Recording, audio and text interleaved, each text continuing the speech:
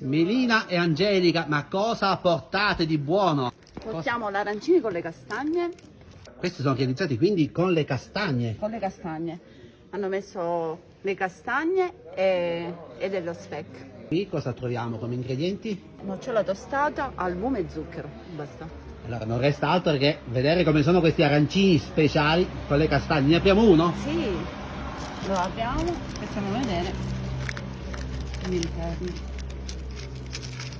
C'è speck soffritto con le castagne prima bollite e poi messe con lo speck, poi messo la mozzarella, un po' di besciamella, fatto il riso, sempre farina di castagna, abbiamo messo nel risotto, parmigiano, burro, e la pastella l'abbiamo fatta con la farina di castagna. Un arancino speciale per un'occasione speciale, vero? Sì.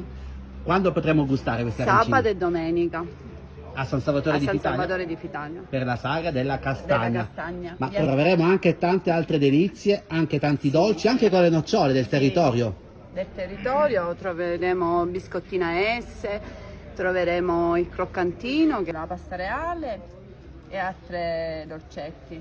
Angelica, allora apriamo un croccantino. Vai Angelica.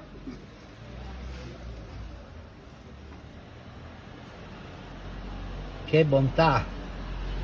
Sì, è morbidissimo. Allora, salutiamo tutti gli amici di Bella Sicilia Onda TV e li invitiamo a San Salvatore di Fitalia. Ciao ciao! Ciao!